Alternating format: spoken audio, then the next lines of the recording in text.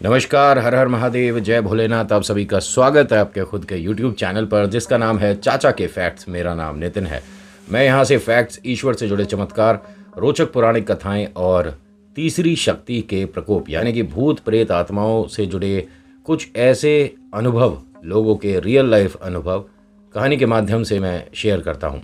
आपके पास कोई ऐसा अनुभव है जो कि आप हम तक लाना चाहते हैं तो मुझे मैसेज करिए, Facebook, WhatsApp, Insta, comment section, कहीं भी। ध्यान से सुनिएगा क्योंकि ये वो सवाल है जो बहुत सारे लोगों ने मुझसे अक्सर मेरी वीडियोस में पूछा है। ये कौन सा सवाल है, वीडियो में आपको उसका आंसर ज़रूर मिलेगा।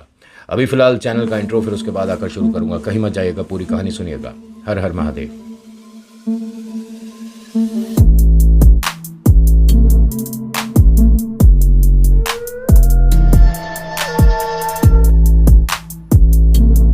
कहानी शुरू करने से पहले मेरी आप सभी से एक छोटी सी रिक्वेस्ट है जो कि मैंने आज से पहले कभी नहीं करी है। लाइक, शेयर, कमेंट कर देना। कभी नहीं कहा है ना मैंने, आज कह रहा हूँ। और अगर पहली बार आए हो और पहली वीडियो देख रहे हो और कह रहे हो कि हम क्यों करें, हमने तेरी कहानी अभी तक सुनी नहीं, तो अभी इधर उधर की बातें कर रहा है, कहानी तो सुना नहीं रहा है। तो अगर आपको कहानी पसंद आ गई और आपने सब्सक्राइब कर दिया तो इन उधर उधर की बातों को आपको अपनी लाइफ में जगह देनी पड़ेगी, क्योंकि मैं बुढ़ापे जैसा हूँ, आता हूँ तो आता ही रहता हूँ। अभी फ़िलहाल कहानी पर आते हैं। अमनदीप की कहानी है। शुरुआत इसकी मेरठ से हुई थी और ये दिल्ली तक आई कहानी। मेरठ में कैसे? मेरठ में ये अपने परिवार के साथ रहते थे। इन्होंने जॉब के लिए अप्लाई किया और इनकी उम्र 26 साल है। बहुत अच्छी फैमिली से बिलोंग करते हैं, पैसे की कोई समस्या नहीं, लेकिन मम्मी पापा के बहुत बार कहने के बाद भी अपने होटल को नहीं संभाल रहे। नहीं, मैंने पढ़ाई करी है, मेरे को होटल पे नहीं बैठना, मुझे गल्ला नहीं संभालना, मुझे कस्टमर नहीं समझ आते, मुझे तो किसी कंपनी में उच्च स्तर पर जाकर जॉब करनी है, मुझे ये। और मत क्या करें, अच्छा खासा परिवार का व्यापार है, बिजनेस है, जिसमें कि चाचा, ताऊ, दीदी, बुआ, पता नहीं कितने लोग इन्वॉल्व हैं और सब अच्छा कमा रहे हैं, अच्छा खा रहे हैं। नहीं, मुझे तो कुछ अलग करना है। और उस अलग के चक्कर में ये दिल्ली आ गए। लेकिन उससे पहले ये जो शुरुआत हुई, कैसे हुई? ये दिखने में बहुत खूबसूरत हैं। हाँ, ये जो अमनदीप हैं 26 साल के, बॉडी वॉडी अच्छी बना रखी है, डुक डुक पे चलते हैं और एक मतलब अलग ही रुबाब सा है, गले में चेन वेन पहनते हैं। तो ये घर वालों को तो बड़ा पसंद है कि हमारा बेटा कितना सुंदर दिख रहा है, हमारा बेटा पढ़ा लिखा अच्छा है, हमारे बेटे की इंग्लिश बहुत बढ़िया है, हमारे बेटे के दोस्त बहुत सारे हैं। लेकिन इन्हीं के परिवार में किसी को ये चीज़ पसंद नहीं थी। परिवार से शुरू हो जाती हैं ये चीज़ें। परिवार में कोई एक सदस्य है उनका, वैसे इन्हें नाम भी बताने को कहा, लेकिन मैं नहीं चाहता कि किसी की निंदा यहाँ से हो। प्रशंसा मुझसे कितनी भी करवा लो किसी की, लेकिन निंदा नहीं। मतलब देखिए, उसके घर वालों को भी कैसा लगेगा कि मैं उसका नाम लेके उसका एड्रेस बोल रहा हूँ यहाँ पर, मतलब समझ रहे हो? तो ये नहीं जमता अपने को। माफ़ी चाहूँगा मनदीप जी, वैसे मैंने तो आपको कॉल पे भी बोल दिया था कि हम ये नहीं करेंगे, लेकिन आपने अपनी तरफ से बड़प्पन दिखाया कि पूरा भरोसा किया, प्राइवेसी कोई मैटर नहीं करती। आप कह रहे हो हमारे होटल का भी नाम ले दो, तो वो सब नहीं, ठीक है। प्रमोशन वगैरह तो थोड़ा सा अजीब लगता है ना मेरे को, वरना तो यहाँ पे पैसे लेके भी बहुत सारे लोग लाइन में लगे मेरे पास कि हमारे बारे में बताओ। लेकिन अपने को ठीक है, भोले बाबा की जो कृपा है उतने में संतुष्ट हूँ मैं। होता क्या है कि अमनदीप के परिवार में कोई एक ऐसी महिला थी जिन्हें अपने बेटे को अमनदीप जैसा बनाना था, लेकिन नहीं होती हर किसी की किस्मत, क्या करें। वो घर परिवार से, भाई साहब, वो तो पैदाइशी मतलब क्या कहते हैं, ख़ानदानी रईसों में हुआ है। तो अब इसमें अमनदीप की क्या गलती, या अमनदीप की क्या अच्छी किस्मत क्या बुरी किस्मत? भाई ये तो ऊपर वाले की कृपा है कि हाँ ठीक है, मम्मी पापा ने इतना सारा जोड़ रखा है, तू ना भी करे तो अभी कोई दिक्कत नहीं, पैसा भरपूर है। लेकिन अमनदीप की ये जो बाकी की क्वालिफिकेशन थी, अच्छा दिखना, अच्छी बॉडी, अच्छे दोस्त, फ्रेंड सर्कल बहुत बढ़िया, इसमें और ज़्यादा उन्हें परेशानी होने लगी। ये जो पीछे आवाज़ें सुन रहे हैं इन्हें अवॉइड कर दिएगा, क्योंकि मेरा घर एक फार्म हाउस के बहुत नज़दीक है। तो शादियों का सीज़न है, ढूम पटक डूम हो रही है, तो उसे अवॉइड कर दिएगा, है ना। कहानी पर हम स्टिक रहेंगे और मैं कोशिश करूँगा कि मैं इधर उधर की बातें ना करूँ। होता क्या है कि अमनदीप के ये जो रिश्तेदार हैं उन्हें अपने बेटे को अमनदीप जैसा बनाना था, जो कि नहीं बन पाया। अमनदीप इनकी नज़रों में ऐसा खटका कि उसके लिए इन्होंने एक मिठाई भेजी। बहुत आसानी से शुरू कर देते हैं ये लोग जो कि थोड़ा बहुत जानते हैं, और जो बहुत अच्छे से तंत्र विद्या जानते हैं वो अक्सर इन चीज़ों में नहीं पड़ते। उन्हें किसी से कोई ऐसा मतलब ही नहीं कि तू मुझसे ज़्यादा पैसे वाला, तू मुझसे कम पैसे वाला, तेरे पढ़ाई में अच्छे नंबर, फलाना ढिकाना, ये सब उन्हें मैटर नहीं करता। जो ज़्यादा तंत्र विद्या जानते हैं, लेकिन जो कहते हैं ना कि किताबों से पढ़कर जो बन रहे होते हैं, वो ट्राई करने के लिए किसी पर करके देखते हैं, ऐसे वाले में हो जाते हैं। और इनके अगर एक आध बार का कोई काम कर जाए तो फिर ये अपने मन की जो भड़ास है ना, मेरे हो सकता है शब्द आपको अजीब लगें, लेकिन मैं वो शब्दों का इस्तेमाल करता हूं जो आप और हम डेली लाइफ में बोलते हैं। इनके पास मिठाई का एक डिब्बा आया और जो लेकर आया वो रिश्तेदार ही था, तो कोई मतलब एकदम से उस पर शक तो करेगा नहीं। ये अमनदीप के लिए है मिठाई, सिर्फ अमनदीप के लिए। घर में भाई कम से कम 22-23 लोग और रहते हैं, लेकिन सिर्फ अमनदीप के लिए क्यों? ये सवाल था अमनदीप की मम्मा का।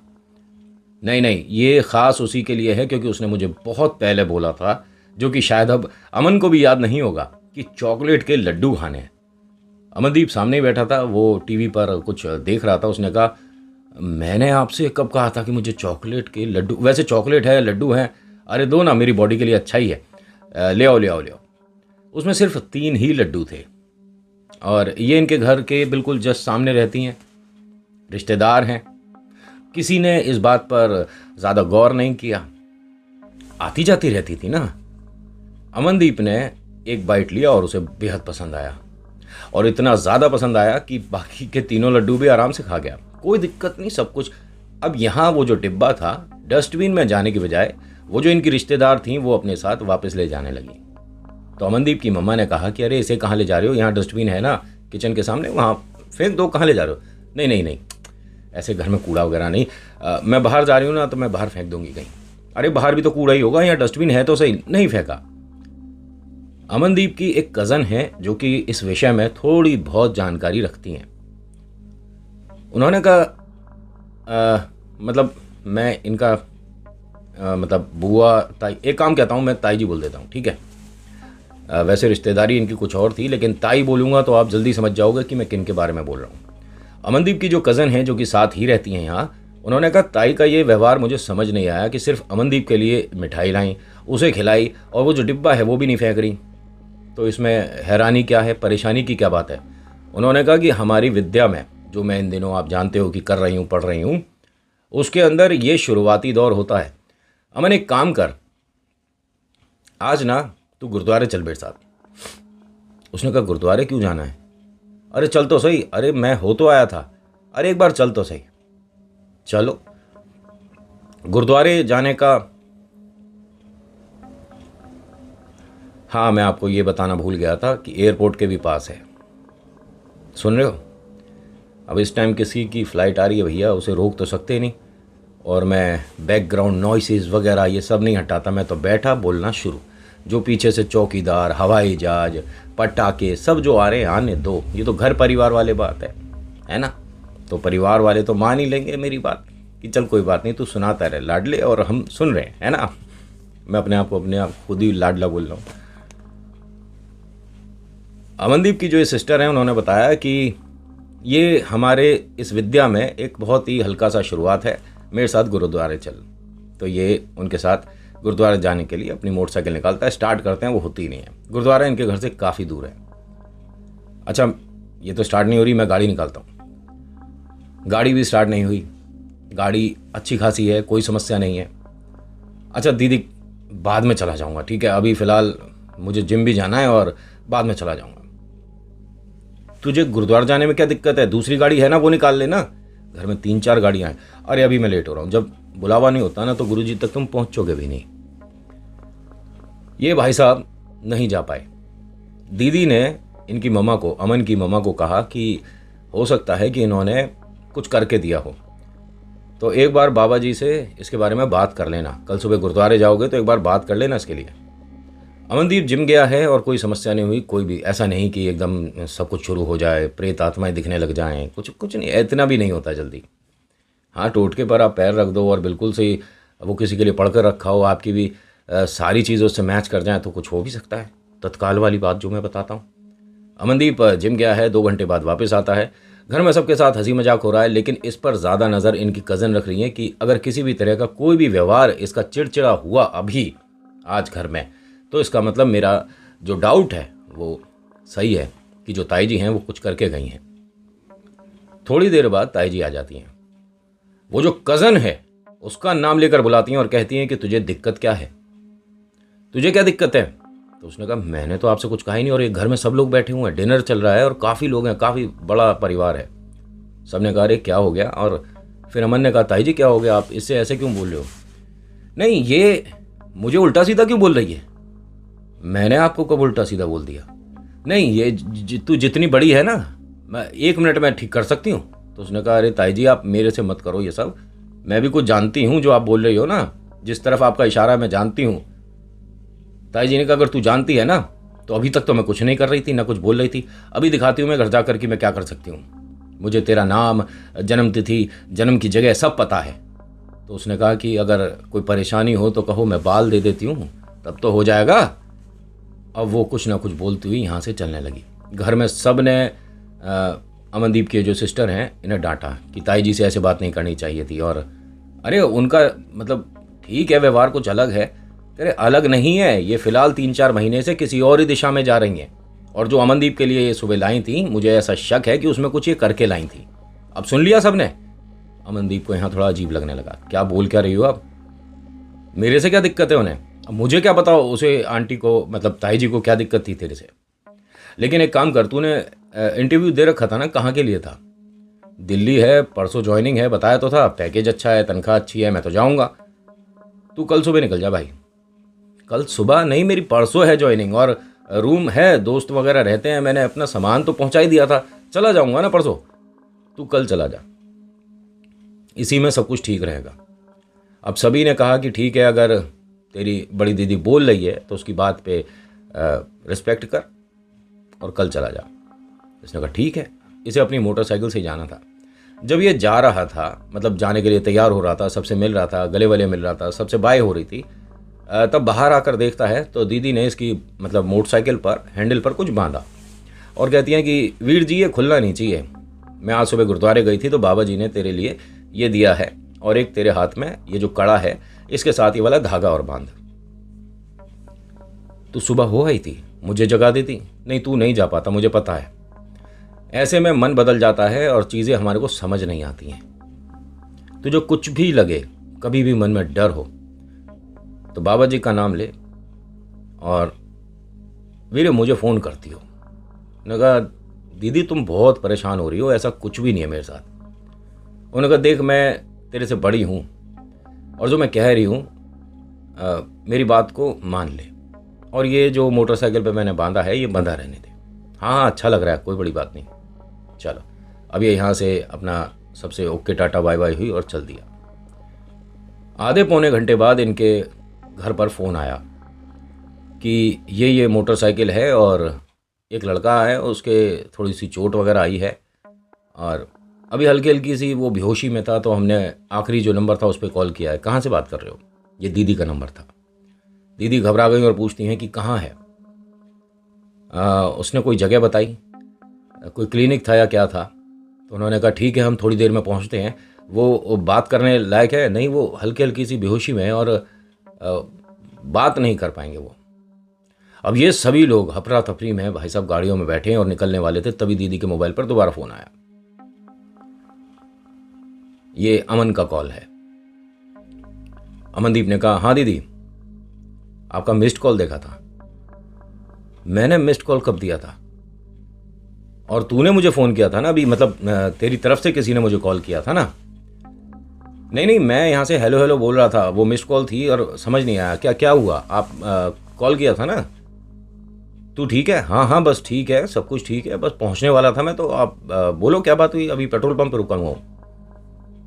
नहीं कुछ नहीं, बस ऐसे ही सोचा कि तेरे से बात कर लेती हूँ। अरे दीदी अभी तो जॉब शुरू नहीं हुई है, और ऐसे बात करोगे ना तो मम्मी कहेंगी कि ये तो बहुत ज़्यादा लाडली हो रही है। और सब ठीक है? वो ठीक है सामने वाली ताई जी? उनके बारे में बार बार मत सोच, तेरे को पहले भी बोला है कि जितना हो सके उनसे दूरी बना, उनका नंबर तू ब्लॉक कर दे और बिल्कुल बात मत करियो। वो कुछ भी बोलें खाने को करने को, तुझे वहाँ बिल्कुल नहीं करना है। उसने कहा मेरे से क्या मतलब है? तेरे से बहुत मतलब है, वरना पूरे घर में सिर्फ तेरे को क्यों पकड़ रही हैं वो। अमनदीप अपने उस कमरे पे पहुंचता है जहां पर इसे अपने दोस्तों के साथ रहना है, 3 दोस्त और अमनदीप ने ऐसे ही डिस्कशन हो रहा था, सभी को बताया तो उनमें से एक है जिसका कोई रिलेटिव ये सब चीज़ें जानता है, तंत्र विद्या वगैरह। उसने कहा मेरा कोई एक जानने वाला है, उनके जो बड़े भैया हैं वो इस विद्या को जानते हैं। खैर मुझे क्या, नहीं अगर तू कुछ कहेगा तो मैं उनसे बात कर सकता हूँ। वो कुछ पढ़ के तेरे को पानी दे सकते हैं, वो कुछ पढ़ के तेरे लिए पूजा कर सकते हैं। मतलब अरे नहीं नहीं मैं ठीक हूँ। वो तो दीदी थोड़ा चिंतित हुई थी। अच्छा दीदी का क्या नाम है? इसने नाम बताया। अब यहाँ इसने जिसके बारे में बात करी थी असलियत में ऐसा कोई था ही नहीं। ये ही वो लड़का है जो कि इस विद्या में काफ़ी बातें जानता है और इसे उनकी शिकायत करना बुरा लग गया। अब समझ रहे हो, ये ताई जी की जो बातें बता रहा था, इस लड़के को बुरा लग रहा है कि कोई अगर तंत्र विद्या जानता है तो उसका इस तरह से मजाक उड़ा रहे हैं। मेरे घर में लड्डू लाई थी, ये था वो था, तू यहाँ रुकेगा ना, मैं दिखाऊंगा तुझे खेल कैसे कैसे होते हैं। और मैं तो उन्हें ना जानता ना मानता, लेकिन मेरी गुरु समान है भाई। अगर उम्रदार हैं, बड़ी हैं और इस विद्या में अभी अभी वो आई हैं, मैं तो काफ़ी पहले से हूँ, 10 साल हो गए मुझे इस चीज़ में, लेकिन मेरे गुरु के लिए तूने ऐसा कुछ बोला, मैं अभी दिखाऊंगा तुझे यहाँ पर क्या क्या होगा। अमनदीप के लिए इसने बहुत सारा समय व्यर्थ ना करते हुए कुछ पढ़ना शुरू करा और बाहर आकर इसने वो जो गुरुद्वारे से धागा मिला था सबसे पहले वो हटा दिया। अमन ने देख लिया और उसने कहा कि ये सब क्या कर रहा है? कह रहा है यार मेरे को थोड़ा आगे तक जाना था, मैं सोच रहा था तेरी मोटरसाइकिल ले जाऊं। उसने कहा ले जा, लेकिन ये धागा क्यों खोल रहा है? कह रहा है भाई धागे वगैरह मत बांधा कर, इतनी अच्छी मोटरसाइकिल इतनी चमक रही है और इससे दिक्कत ही होती है, हैंडल वगैरह मोड़ने में, ब्रेक लगाने में कभी कभी इनसे दिक्कत हो जाती है। और जब इस तरह का कोई आपसे कुछ बात कर रहा होता है ना, तो आप हर बार हाँ करने लग जाते हो। इनमें यह काबिलियत होती है। अमन जो कि कह रहा था कि मोटरसाइकिल पे अच्छा लग रहा है, दीदी से मैं बंधा रहने दूंगा, मैं नहीं खोलूंगा, वो 2 घंटे में खुल के सड़क पर आ गया। अब वो लड़का गया है और जब वापस आया तो वो यहाँ कुछ करके आया था मोटरसाइकिल पे। अगले दिन सुबह ये जॉब के लिए गया क्योंकि आज इसका ज्वाइनिंग है। जब ये मोटरसाइकिल को स्टैंड पे लगा रहा था तो वहाँ एक चाय की टपरी थी, जिन चाय वाले भैया के पास ये मोटरसाइकिल खड़ी कर रहा था। कह रहा भैया कहाँ से हो? उन्होंने बताया मेरठ से हूँ, वैसे तो अब दिल्ली रहूँगा। और आप? मैं यहीं से हूँ और हमें तो करीब 12 साल हो गए दिल्ली में। कौन सी कंपनी में आए हो? बताया सामने वाली कंपनी जो है 3rd माले पे, वहाँ पर आया हूँ। भैया आपकी सेहत बहुत ज़ोरदार है, इसे कहते हैं टोक लगना, नज़र लगना। अरे थैंक यू, ये तो बस खाता पीता परिवार है। कह रहे नहीं मतलब आपकी बॉडी शॉडी डोले शोले, जिम विम है क्या आपकी कोई? नहीं अब जाता था, लेकिन अभी फ़िलहाल मेरे ख्याल से 1-1.5 हफ्ते तो नहीं जा पाऊँगा। अभी तो यहाँ देखूँगा आसपास कौन सी जिम है। वैसे धन्यवाद मेरे भाई, मैं मोटरसाइकिल यहीं लगा दूँ? हाँ भैया लगा दो, लेकिन ये नई चीज़ बांध रखी है आपने। अब इसने जब गौर से देखा तो इसके टायरों में, दोनों टायरों में एक धागा लिपटा हुआ था बढ़िया तरीके से। रिम के अंदर वाले पोर्शन पे पॉसिबल नहीं है, किसी भी हाल में पॉसिबल नहीं है, क्योंकि वो वहाँ ऐसी जगह है जो कि नज़र भी जल्दी नहीं जाएगी और कोई उसे खोलेगा भी क्यों। क्योंकि अगर कोई चीज़ गलती से चेन से लिपटती है तो जितने भी बाइक चलाने वाले हैं वो जानते हैं कि वो चेन पॉकेट या चेन के हुक में या स्टैंड के पास में या ब्रेक शू के पास में या ब्रेक पैडल के पास में वहाँ अटकेगी, लेकिन अंदर की तरफ नहीं। वो बाकायदा अंदर बांधा गया था, उसमें गांठें थीं, मतलब कि नॉट्स थीं, यानी अच्छी तरीके से किसी ने पकड़ बनाई थी। मैंने तो नहीं करा। भैया कहाँ रह रहे हो? ऐसा आपके आसपास कोई है जो कि ये टोटके वगैरह कर रहा है? नहीं नहीं ऐसा कुछ नहीं है, मैं अपने दोस्तों के साथ रह रहा हूँ। आप समझ रहे हो कि आप अपने दोस्तों के साथ रह रहे हो? वो दोस्त हैं नहीं। अरे नहीं, वो मैं जहाँ पहले रहता था ना, मतलब मेरठ में, हमारे घर के सामने थी एक, वो जानती हैं इन चीज़ों को, लेकिन मैंने कभी इस चीज़ को ज़्यादा गौर नहीं करा। ऐसा कुछ होता नहीं है, ऐसा कुछ होता नहीं है। आप ये भली बात ही समझ लो कि अगर इसने असर कर दिया होता ना अभी तक, तो यहाँ आप सकुशल पहुँचते भी नहीं। तभी आता है दीदी का फ़ोन। तू ठीक है? आज तो तेरी ज्वाइनिंग है। हाँ मैं ठीक हूँ दीदी, एक सवाल पूछूँ आपसे? हाँ पूछना। अभी ना मैं अपने ऑफिस आया हूँ, तो एक जो यहाँ भैया हैं जो कि चाय पिलाते हैं, वो मेरे टायर को देखकर, अभी तो फ़िलहाल मैं उसे खोल रहा हूँ। किसे खोल रहा है, क्या हुआ है? अरे वो टायर में रिम में कुछ फंस रहा है। तो उन्होंने कहा दोनों टायर में है, एक में है? दोनों टायर में है दीदी। अच्छा एक चीज़ कर, तू उसे अभी छू मत, ठीक है? और उस पर बस पानी डालकर छोड़ दे, दोनों तरफ, दोनों टायर पर थोड़ा थोड़ा पानी। अगर तेरे पास पानी की बोतल है, हाँ हाँ दीदी बोतल है, तो पानी की बोतल से थोड़ा थोड़ा उस धागे पर पानी डाल के छोड़ दे और जा अपने काम पर जा। लेकिन दीदी ये है क्या? तू जहाँ गया है वहाँ कौन कौन है तेरे साथ? 3 दोस्त हैं, तीनों के नाम बताए।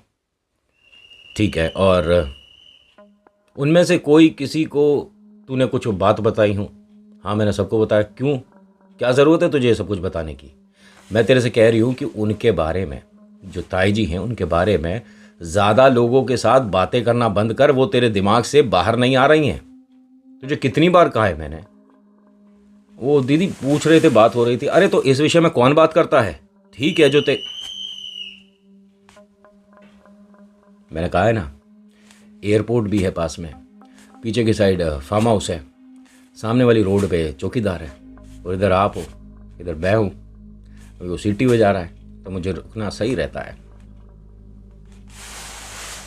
दीदी ने उसे थोड़ा समझाया, थोड़ी बातें हुई, और चाय वाले भैया जैसे ही उसने पानी डाला तो वो पूछते हैं, जब उसने फ़ोन काटा और अंदर जा रहा था, कि भैया जिनसे आपने बात करी ना ये बहुत शुभचिंतक हैं, क्योंकि मैं भी आपको ऐसा ही कुछ बोलता कि इस पर पानी वगैरह छोड़ दो अभी, और बाद में आकर इसे बिना छुए किसी भी चीज़ से मतलब हटा देना। दीदी ने भी कुछ ऐसा ही बताया था। अच्छा भैया मैं चलता हूँ। एक काम करोगे, एक काम करोगे? हाँ बताओ ना। सामने जो आप रोड देख रहे हो ना, इसके कॉर्नर पे सीधे हाथ पे एक गुरुद्वारा है, आप वहाँ जाकर बाबा जी से मिलते हुए जाना। अच्छा यहाँ गुरुद्वारा है सामने ही है? हाँ हाँ बहुत बढ़िया जगह है, और हम तो ये मानिए कि 2 वक्त का खाना वहीं खाते। और मैंने इसलिए बताया कि चिंतित होंगे आपके घर वाले, क्योंकि जो हो रहा है ये सही नहीं है। जो आपके साथ हो रहा है, आप पर कोई अपनी पकड़ बना रहा है। और भैया बुरा मत मानना, ये पकड़ बहुत मजबूत थी, जो कि अभी मैंने देखी है। आपको जल्दी कुछ महसूस होने वाला है, और अगर ऐसा होता है उससे पहले अगर बाबा जी से आप मिल लो, बात कर लो, हल ढूंढ लो या पूछ लो, तब तो सही होगा। वरना कभी कभी सही जगह सही टाइम पर पहुंच भी नहीं पाते हैं। क्या हुआ इसके साथ बताऊंगा अगले भाग में, क्योंकि अगला भाग जो है बड़ा खौफनाक होने वाला है। वीर जी तुसी अब ठीक हो ना? क्योंकि जब आपसे आखिरी में बात हो रही थी उस वक्त जो आपने बात बोली, ठीक होने के बाद अक्सर वो शब्द बोले नहीं जाते। पहली बार हो सकता है किसी ऐसे शख्स की कहानी मैं सुना रहा हूं जिनके साथ प्रेत बाधा अभी भी है। So thank you so much for watching. मेरा नाम नितिन है। मुलाकात करूंगा आपसे एक अगली वीडियो में। हर हर महादेव, जय भोलेनाथ। धन्यवाद।